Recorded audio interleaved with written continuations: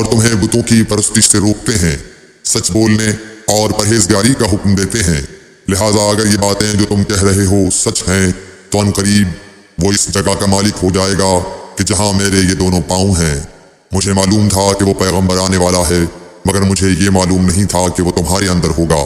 اگر میں جانتا کہ اس تک پہنچ سکوں گا تو اس سے ملنے کے لیے ہر تکلیف گوارا کرتا۔ اگر میں اس کے پاس ہوتا تو اس کے پاؤں دھوتا۔ ہرقل نے رسول اللہ صلی اللہ علیہ وسلم کا وہ خط منگایا جو آپ نے وحیہ کلبی رضی اللہ تعالیٰ عنہ کے ذریعے حاکم بصرہ کے پاس بھیجا تھا، اور اس نے وہ ہرقل کے پاس بھیج دیا تھا۔ پھر اس کو پڑھا تو اس میں لکھا تھا، اللہ کے نام کے ساتھ جو نہایت مہربان اور رحم والا ہے۔ اللہ کے بندے اور اس کے پیغمبر محمد صلی اللہ علیہ وسلم کی طرف سے یہ خط ہے شاہ روم کے لیے۔ اس شخص پر سلام ہو جو ہدایت کی پیروی کرے۔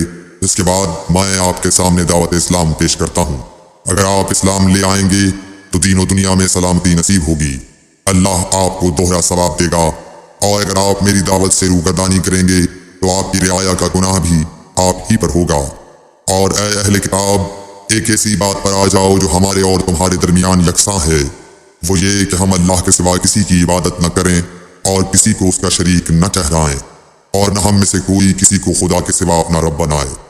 پھر اگر وہ اہل کتاب اس کتاب سے منہ پھیر لیں تو مسلمانوں، تم ان سے کہہ دو کہ تم مانو یا نہ مانو، ہم ایک خدا کے اطاعت گزار ہیں۔ ابو سفیان کہتے ہیں، جب ہرقل نے جو کچھ کہنا تھا کہہ دیا اور خط پڑھ کر فارغ ہوا تو اس کے ارد گرد بہت شور و غوغا ہوا، بہت سی آوازیں اٹھیں اور ہمیں باہر نکال دیا گیا۔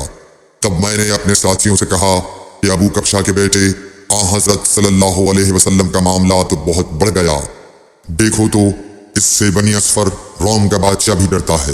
مجھے اس وقت سے اس بات کا یقین ہو گیا کہ حضور صلی اللہ علیہ وسلم ان قریب غالب ہو کر رہیں گے، حتیٰ کہ اللہ نے مجھے مسلمان کر دیا۔